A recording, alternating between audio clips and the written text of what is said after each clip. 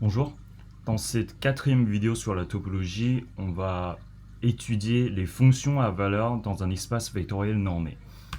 Donc, la plupart des fonctions, la plupart des notions d'analyse réelle se prolongent facilement aux applications à valeur dans un espace vectoriel normé en remplaçant la valeur absolue par la norme.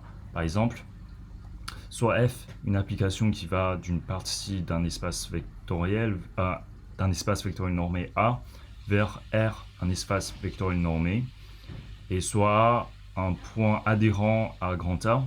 On dit que f tend vers L en A si, et là c'est la même définition que la définition donnée en analyse réelle, sauf que ici on remplace la valeur absolue par la norme. Donc, pour tout epsilon strictement plus grand que 0, il existe un état strictement plus grand que 0, tel que pour tout vecteur x, si la distance entre x et a est inférieure ou égale à état, alors cela implique que la distance entre f de x et L soit inférieure ou égale à epsilon. Et dans ce cas-là, je vais changer de couleur. On note f tend, lorsque x tend vers A, vers L. Et on dit que f est continu en A si la limite en A existe, et on dit que f est continu tout court, si elle est continue en tout point d'A. Donc maintenant on va donner un exemple de fonction à valeur dans un espace vectoriel. Donc f, ça part d'un espace vectoriel R2 et ça arrive dans l'espace vectoriel R.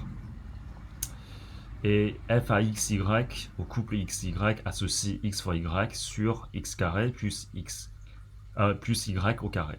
Est-ce que cette fonction-là est continue? Tout d'abord, on sait que l'application qui a xy associe x fois y est continue. L'application qui a xy associe x carré plus y carré est continue. En tant que fraction de deux applications continues, l'application est continue en f est continue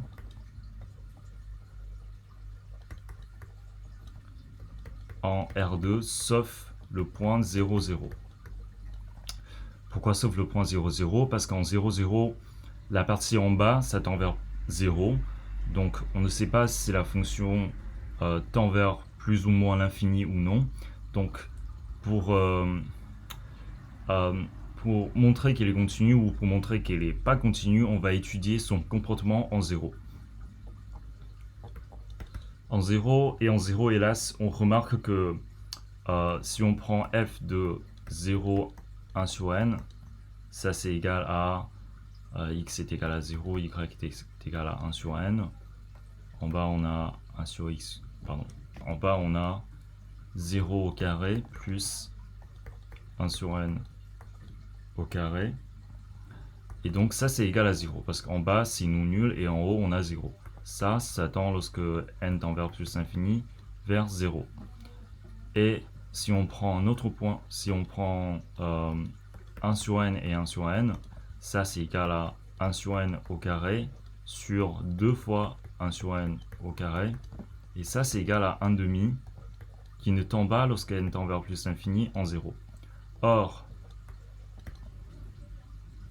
le couple 0, 1 sur n tend vers 0 lorsque n tend vers plus l'infini. Le couple 1 sur n tend aussi vers 0. Donc, si f est continu en 0, alors si on a deux suites qui convergent vers le même point 0, alors f appliqué à ces deux suites-là aurait une même limite lorsque n tend vers plus l'infini. Or ici, pardon, là c'est n, ça ne tend pas vers 0, mais tend vers 1 demi. Donc on a trouvé deux suites qui convergent vers 0, mais telles que f appliqué à ces deux suites-là, on obtient des valeurs qui sont différentes. Donc la limite de f de xy, lorsque xy tend vers 0, 0, n'existe pas. Donc f n'appartient pas à l'ensemble des fonctions continues qui va de R2 dans R. Ensuite, on va parler de application lipschitzienne. Donc, soit K strictement plus grand que 0, une application F est dite K lipschitzienne si pour tout x, y, deux vecteurs de A, la distance entre f de x et f de y est inférieure ou égale à K fois la distance entre x et y. C'est-à-dire la distance entre l'image de deux vecteurs est majorée par la distance entre ces deux vecteurs fois un scalaire positif. Donc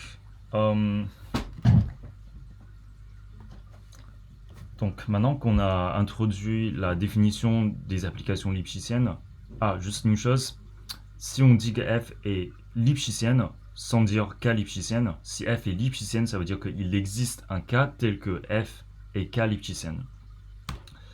Maintenant, on va faire deux exercices. Le premier exercice, ça c'est un résultat à retenir, c'est qu'une application qui est lipschitzienne est continue. Donc le point 1. Comment est-ce qu'on peut démontrer ça? Alors, soit x appartenant à A, soit f une application K lipschitzienne,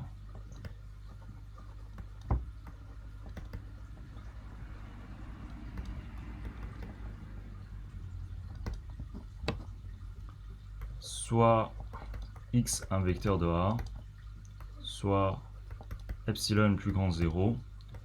Montrons que pour tout y appartenant à A, si la distance entre x et y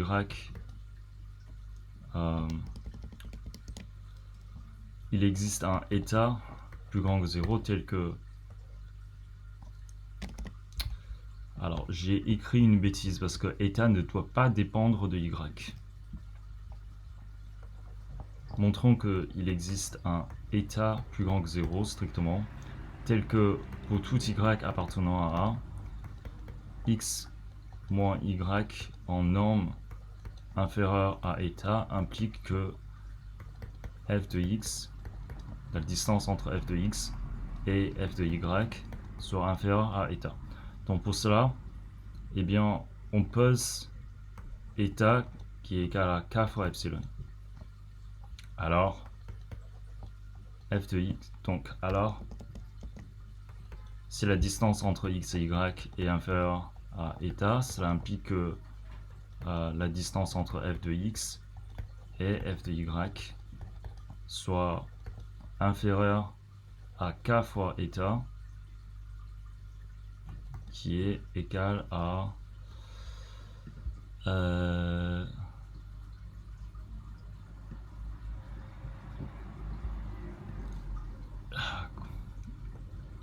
on met état à epsilon divisé par k, pardon, qui est égal à epsilon. Donc, f est continu.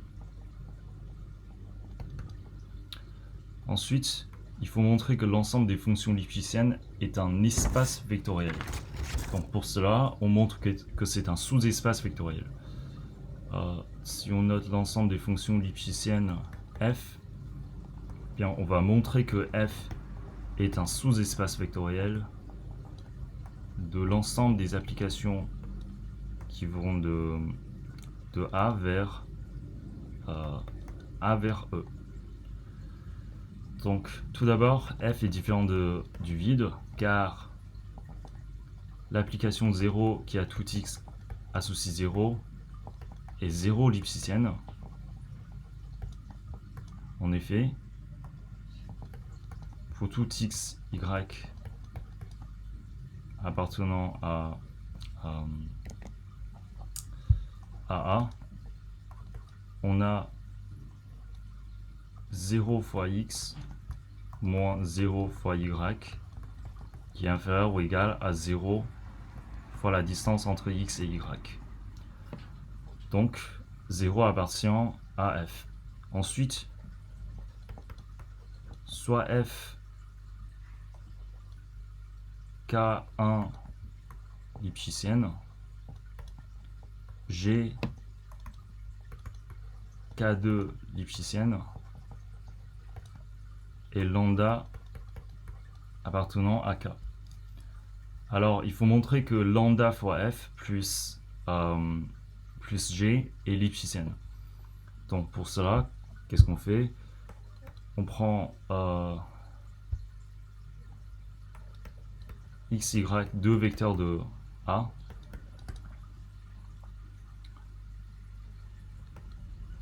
La distance entre lambda f plus g de x et lambda f plus g de y, eh bien c'est inférieur ou égal à la norme de lambda, pardon, la valeur absolue ou le module de lambda fois f de x moins f de y plus g de x moins g de y en norme. Donc ça, on a obtenu ça par l'inégalité triangulaire. On a séparé ça en lambda f moins lambda f de x moins lambda f de y et g de x moins g de y. Et par l'inégalité triangulaire, on peut séparer ce qui est à l'intérieur de la norme avec une inégalité. Or ça, c'est inférieur à lambda fois K1 de la distance entre x et y, puisque f est K1 lipschitzienne, plus K2 fois la norme de y moins x, parce que G est une application K2 lipschitzienne qui est inférieure ou égale à lambda K1 plus K2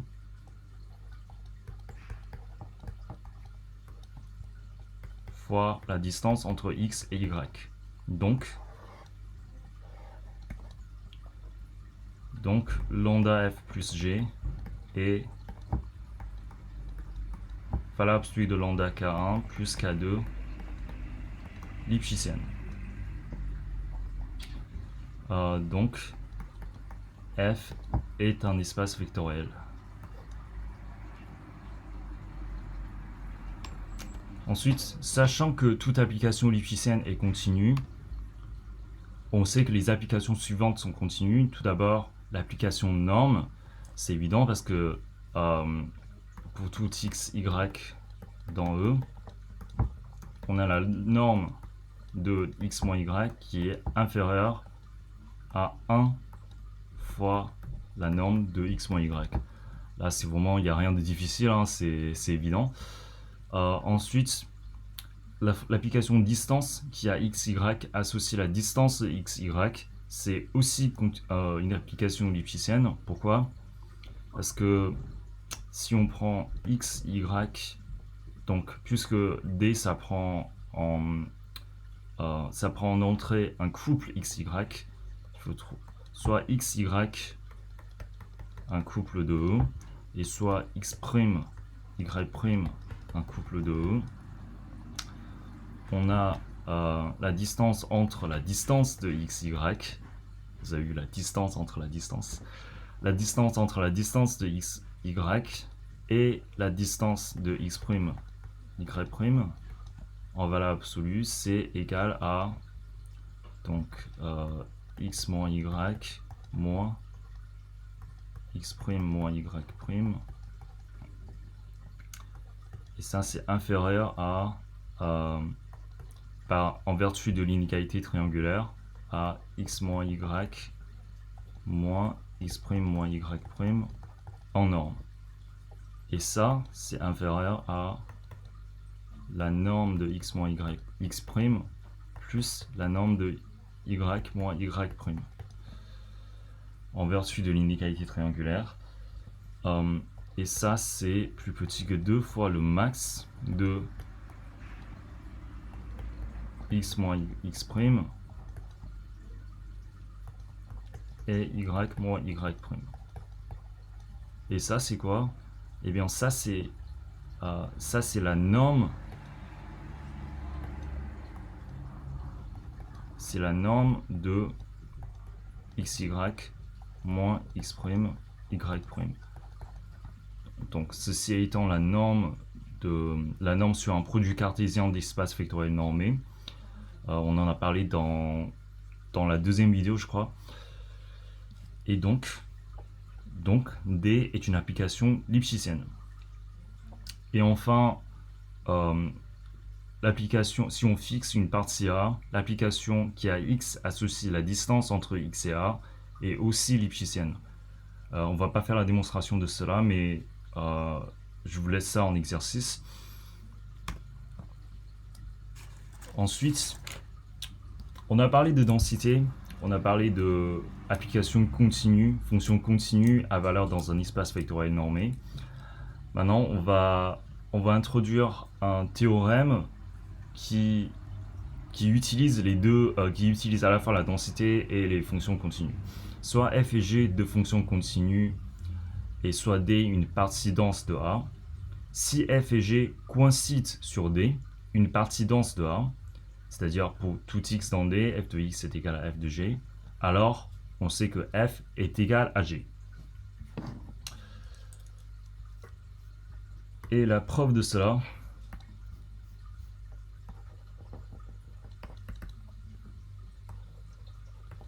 soit A un point de A. Donc pour montrer que f est égal à g, c'est-à-dire f est égal à g sur l'espace de sur l'ensemble de départ A, on va montrer que si on prend n'importe quel point de A, on peut montrer que f de A est égal à g de A. Donc pour cela, si A appartient à D, alors f de A est évidemment égal à f de G, parce que f et G coïncident sur égal à G de A, parce que f et G coïncident sur D, cette partie dense. Si A n'appartient pas à D, alors comme D est une partie dense par densité de D,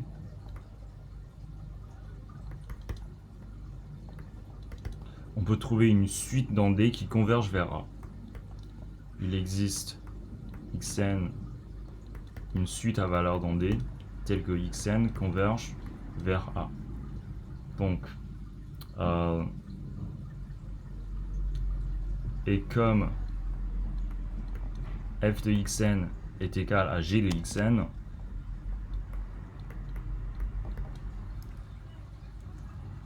parce que xn est dans D et f et g coïncident sur D, et comme f est continu,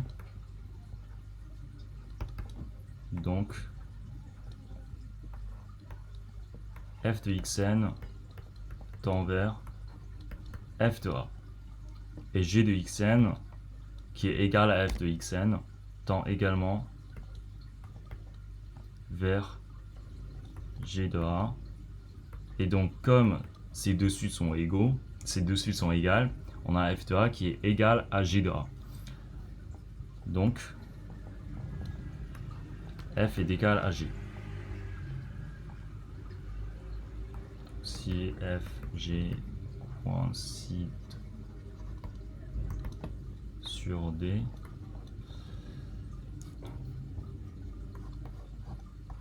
donc on a réussi à montrer que deux fonctions continues qui coïncident sur une partie dense sont égales. Ensuite, on va faire un exercice pour approfondir un peu la compréhension de ce théorème. Donc, soit f une application continue sur R, telle que f de 1 est égal à 1, et telle que f transforme une somme en une somme, et transforme une fraction en une fraction, c'est-à-dire f de x plus y pour tout xy dans R est égal à f de x plus f de y. Et pour tout xy appartenant à R fois R étoile, parce que ce qui est en bas, ça ne peut pas être 0, on a f de x divisé par y qui est égal à f de x divisé par f de y. Donc il faut donner explicitement l'expression de f de x en fonction de x. Donc pour cela, 1 et 2, avec 1 et 2, on peut montrer facilement par récurrence que montre facilement par occurrence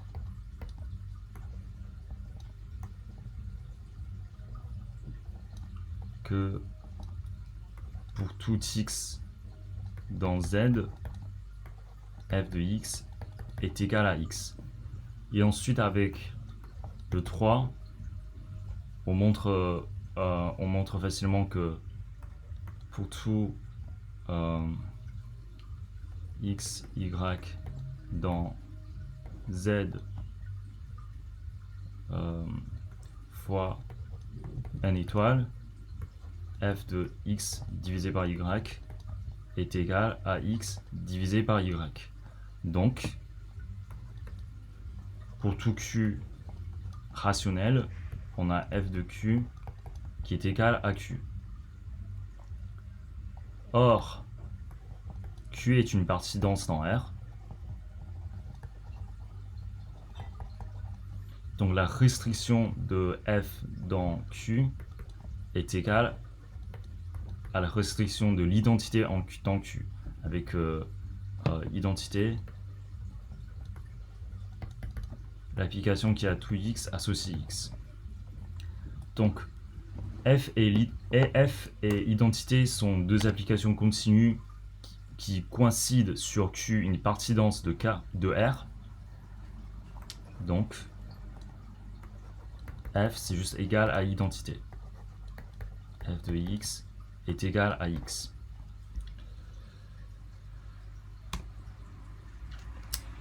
Ensuite, on va parler de la continuité uniforme. Donc ça c'est quelque chose que vous avez déjà vu en analyse réelle, et ça c'est la même définition sauf qu'on remplace la valeur absolue par la norme, encore une fois. Ici c'est très important de noter que le état, donc pour tout epsilon plus grand que 0, f est dit uniformément continu si pour tout epsilon strictement plus grand que 0, il existe un état strictement plus grand que 0, tel que pour xy, deux vecteurs de A, x moins y en norme inférieure à état implique que la distance entre f de x et f de y soit inférieure ou égale à epsilon. Donc le état ici, contrairement à la définition d'une fonction continue, le état ne doit pas dépendre ni de x ni de y. Et comme c'est le cas pour les applications à valeur dans R, une application uniformément continue à valeur dans un espace vectoriel normé est aussi continue, et une application lipschitzienne est uniformément continue, ce qui est facile à montrer. Donc pour récapituler, on a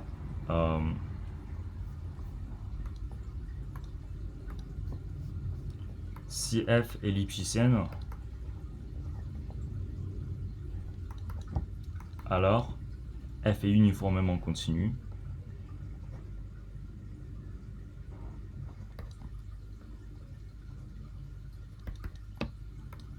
Et si f est uniformément continu, alors f est continu.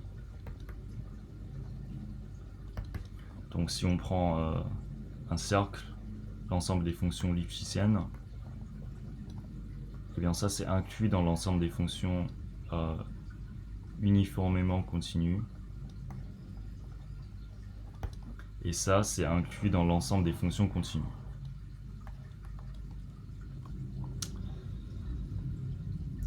Ensuite, on va parler de la condition de continuité pour une application linéaire. Une application linéaire est continue si et seulement si il existe un cas strictement plus grand que 0, tel que pour tout vecteur x, u appliqué à x est inférieur à k fois la norme de x. Donc en norme, l'image d'un vecteur par l'application u doit être inférieure ou égale à, doit être majorée par la norme de x fois un cas strictement plus grand que 0.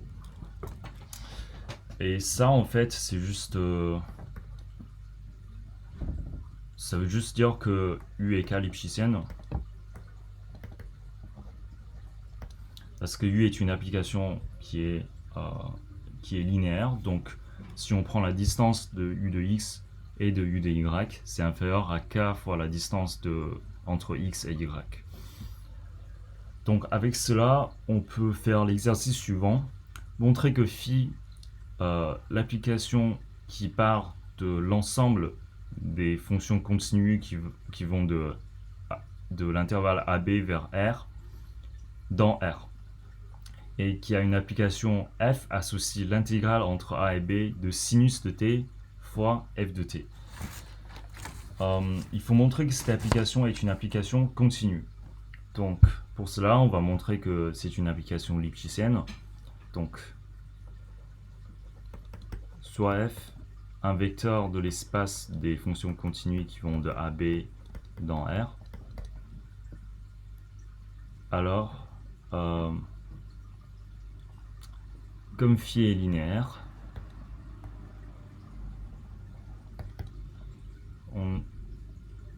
pour montrer que c'est continu, il suffit de montrer que c'est lipschitzienne.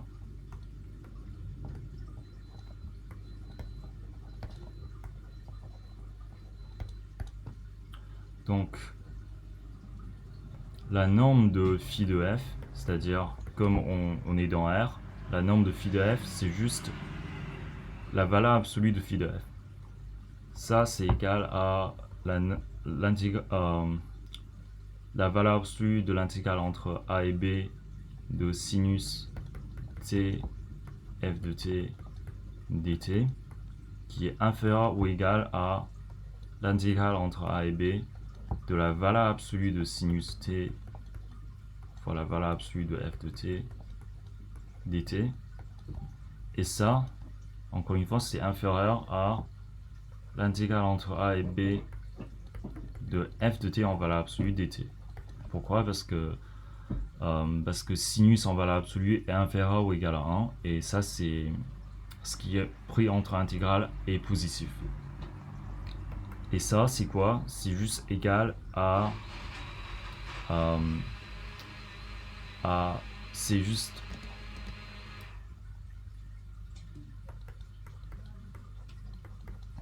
égal à la norme 1 de f. Donc la norme 1 de f, c'est l'intégrale entre a et b de la valeur absolue de f. Donc phi de f est donc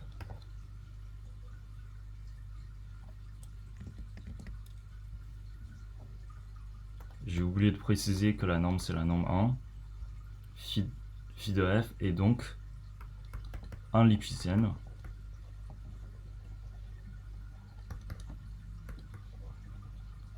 Donc phi appartient à l'ensemble des fonctions continues qui part de l'espace qui est l'ensemble des fonctions continues de A vers B dans R dans R.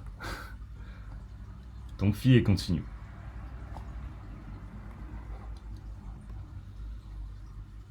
Ensuite, ici, on a une propriété très importante qu'il faut absolument retenir, qui est que l'image réciproque d'un ouvert est un ouvert par une fonction continue, et l'image par une fonction continue d'un fermé est un fermé. Donc f est une application continue de E vers f, soit u un ouvert de f. Alors f-1 de u est un ouvert, et si y est un fermé de f, alors f-1 de y est un fermé de e. Donc on va pas faire la preuve de 1 par manque de temps, on va faire la preuve de 2. Donc si on prend y un fermé, j'écris très mal, un fermé de f, alors montrons que f-1 de y est un fermé. Pour cela, on montre que on sait que un ensemble est fermé si et seulement si il est égal à son adhérence. Donc, montrons que f-1 de y est égal à l'adhérence de f-1 de y. Donc, on a évidemment y qui appartient à son adhérence. Pardon, f-1 de y qui appartient à son adhérence. Et réciproquement, il faut montrer que l'adhérence de f-1 de y appartient à f-1 de y. Donc, si on prend x, un vecteur de l'adhérence de f-1 de y, on veut montrer que ça appartient à f-1 de y. Donc, puisque ça appartient à f-1 de y et que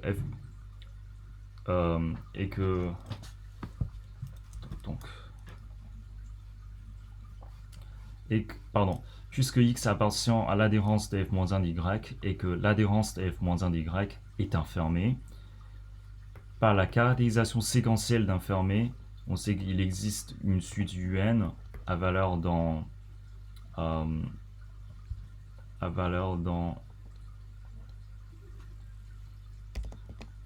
f-1 de y tel que un tend lorsque n tend vers plus l'infini vers x. Et donc, si un appartient à f-1 de y, ça veut dire que si on prend leur image,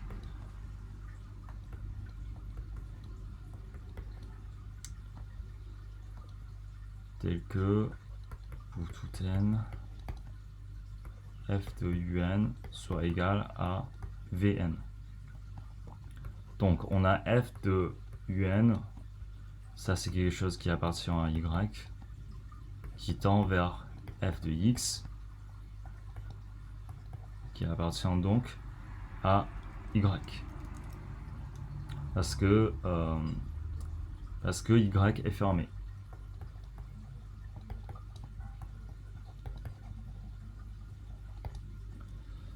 Parce que par la caractérisation séquentielle d'un fermé, on sait que la limite d'une suite convergente à valeur dans un fermé a comme limite un élément du fermé. Donc, l'adhérence de f-1 de y est égale à f-1 de y.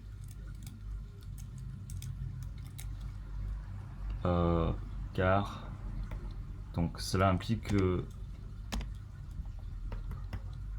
x appartient à f-1 de y.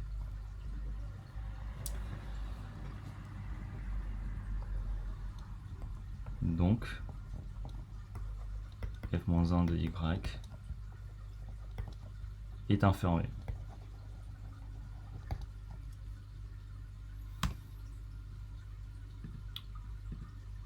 Ensuite, on va parler de valeur d'adhérence.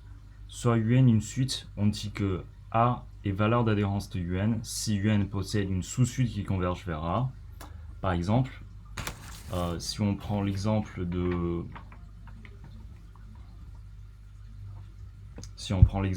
moins 1 puissance n, cette suite-là possède deux valeurs d'adhérence.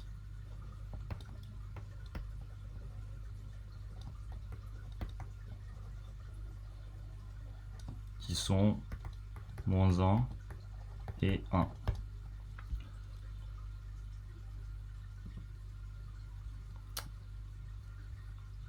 Soit A une partie de E, on dit que A est compact si toute suite à valeur dans A possède une valeur d'adhérence dans A, c'est-à-dire possède une sous-suite qui converge vers un élément de A. Donc ça c'est une partie compacte, la définition d'une partie compacte. Cette définition, ça peut sembler assez abstrait, mais si on se rappelle du théorème de Bolzano-Weierstrass, on sait qu'un intervalle fermé dans R est compact parce que une suite bornée dans R possède une sous-suite convergente en vertu du théorème de Bolzano-Weierstrass. Et ensuite, la compacité d'un ensemble dépend de la norme utilisée parce que dans la définition d'une partie compacte, on a besoin d'utiliser les suites et on sait que la convergence d'une suite dépend de la norme utilisée. Donc, la compacité dans l'ensemble dépend de la norme. Et une convention est que l'ensemble vide est compact, parce que si on prend une suite dans l'ensemble vide, eh bien cette suite n'existe pas, donc on peut lui coller toutes les propriétés qu'on veut sur cette suite.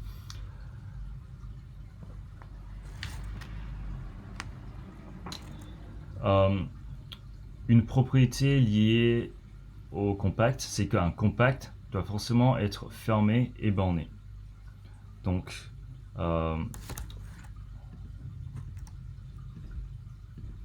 je pense pas que j'aurai le temps de faire la démonstration, mais je vais faire la démonstration après le cours. Je vais mettre la démonstration dans les slides.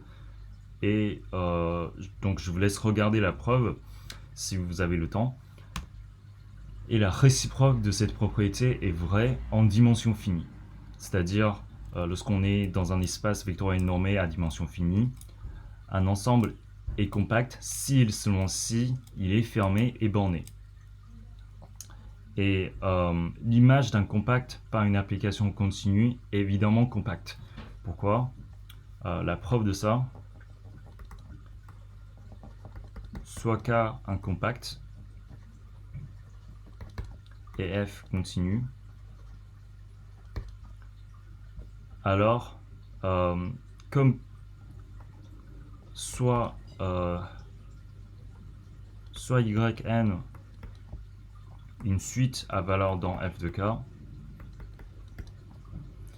montrons que Yn a une valeur d'adhérence, c'est-à-dire une sous-suite qui converge vers un élément de f de k.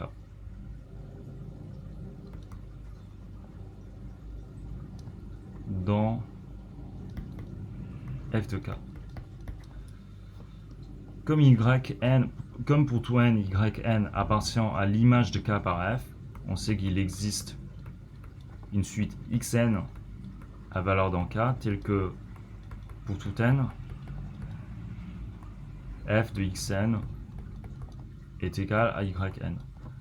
Et comme xn est à valeur dans k qui est un compact, on sait qu'il existe phi une application de n dans n strictement positive, strictement croissante, telle que x de phi de n, une sous-suite qui est une sous-suite de x de n, converge vers L, sa limite, qui est un élément de k.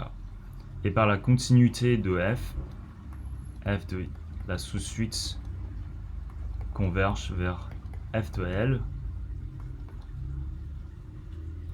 qui appartient à f de k. Donc, f de k est compact. Parce qu'on a pris une suite quelconque à valeur dans f de k et on a montré que ça c'est juste y phi de n. On a montré que y possède une sous-suite qui converge vers un élément de f de k, donc f de k est un compact. Alors, pour cet exercice, soit k est compact et k différent du vide, il faut montrer que le diamètre de A est atteint, et on rappelle la définition du diamètre de k qui est le sup de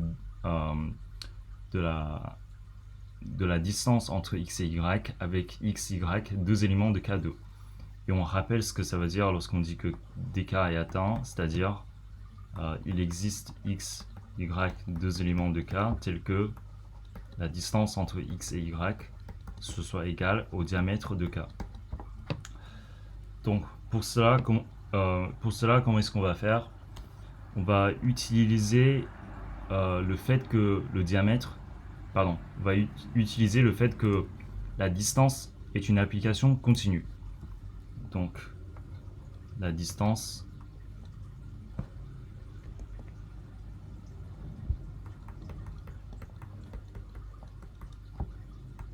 est une application continue. Donc K étant un compact,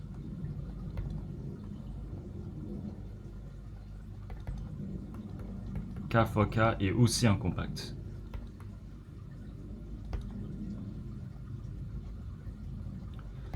Pourquoi? Parce que si on prend une suite à valeur dans K fois K, par exemple une suite UN, VN, alors on peut faire d'abord une première et extraire une première sous-suite U phi de N, telle que U phi de N converge vers un élément de K, et ensuite on refait une autre fois, on recrée une autre fois une autre sous-suite V psi rond phi de N qui converge vers un élément de K, et donc cette suite-là, la suite à qui on a extrait deux fois, converge vers un élément de K fois K. Donc, le produit cartésien de K avec lui-même étant un compact, la distance de K fois K, c'est-à-dire la distance de l'ensemble des éléments de X et de Y, c'est-à-dire ça c'est la distance de X, Y, avec X, Y, deux éléments de K2. Et bien ça c'est un compact.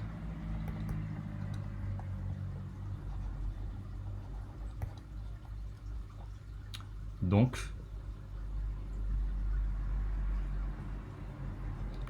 le sub de D de K fois K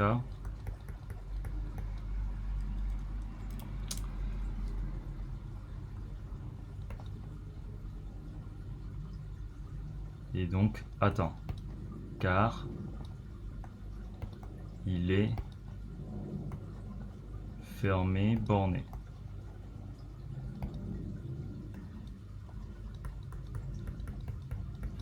Parce que ça, c'est un sous-ensemble de R, et R étant un espace vectoriel normé de dimension finie, il est fermé et borné, donc son sup est forcément atteint.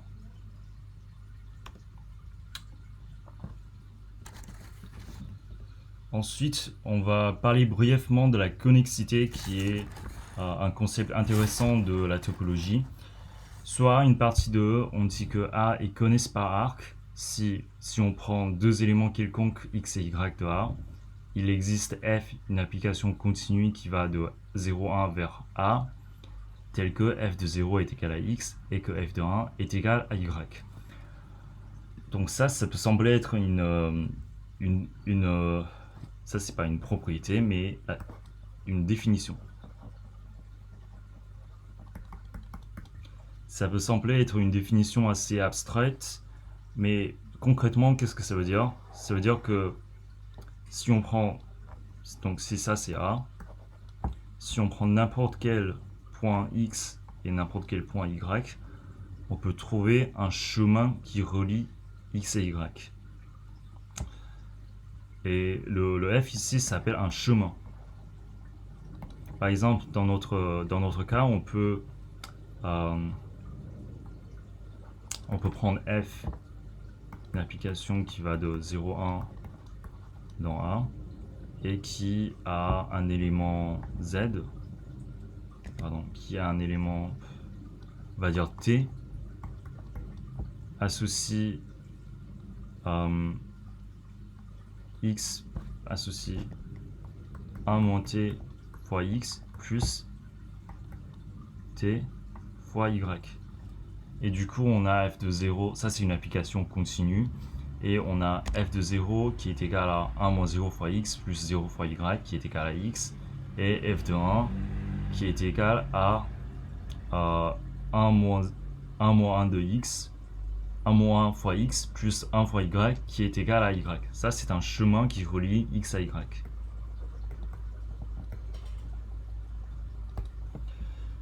Et si on prend une forme un peu plus bizarre, ça c'est une partie connexe. Si on prend le point X et le point Y, on peut trouver un chemin qui est comme ça. Et si on prend A qui est composé de deux boules, et si on prend un point X ici, un point Y ici, alors cet ensemble-là n'est pas connexe.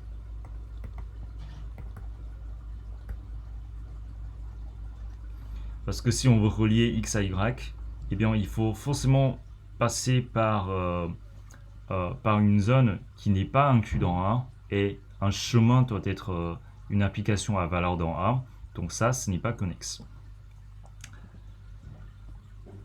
Ensuite, on a une propriété qui est que l'image d'une partie connexe par une application continue est connexe. Donc ça, comment est-ce qu'on peut le démontrer?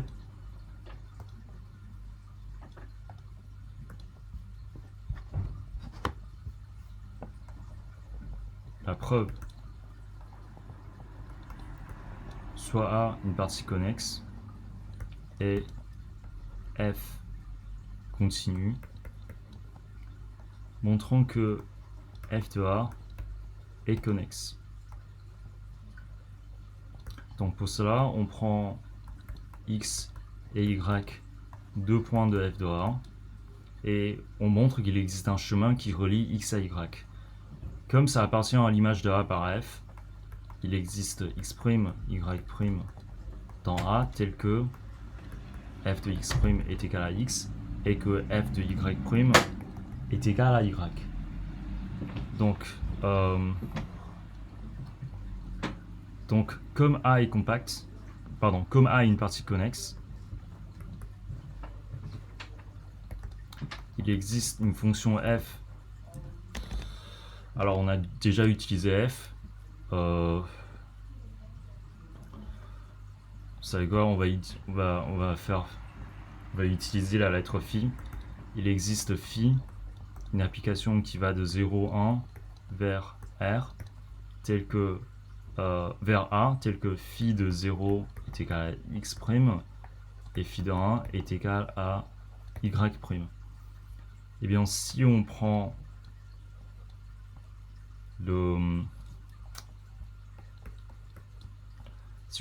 f rond phi, phi est une application continue parce que c'est un chemin, et f est une application continue, donc étant la composition de deux applications continues, ça c'est une application continue, et on a f rond phi de 0 qui est égal à f de x' qui est égal à x, et f rond phi de 1 est égal à y.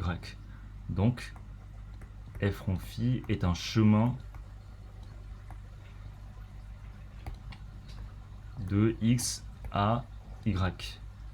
Donc f de A est connexe.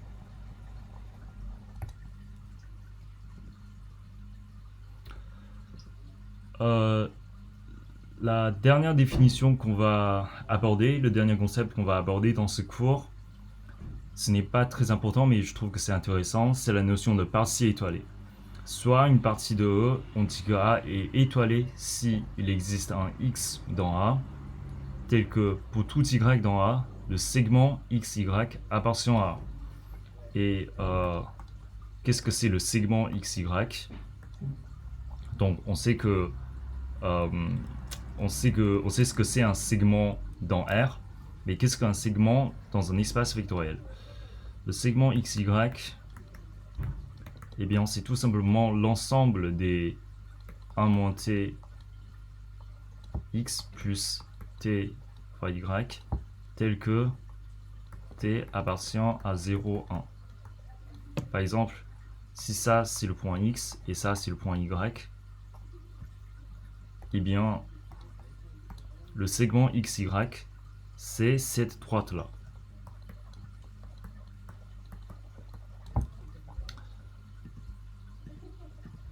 Et donc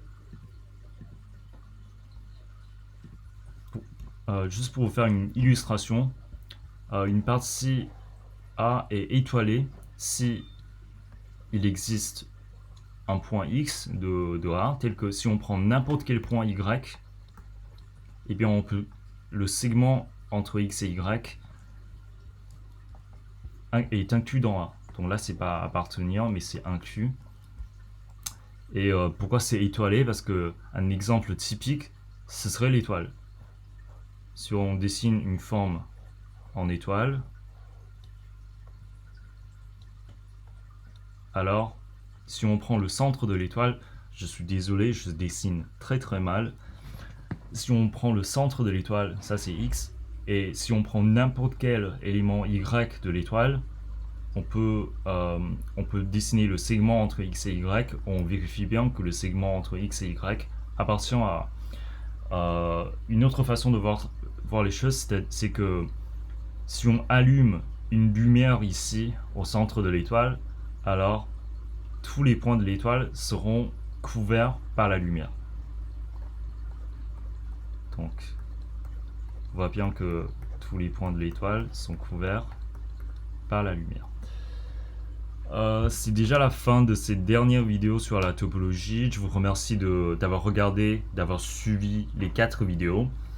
Et si vous avez des questions, n'hésitez pas à nous envoyer des mails, à nous poser des questions sur WhatsApp, sur WeChat ou en TD. Et je vous dis à bientôt. Au revoir.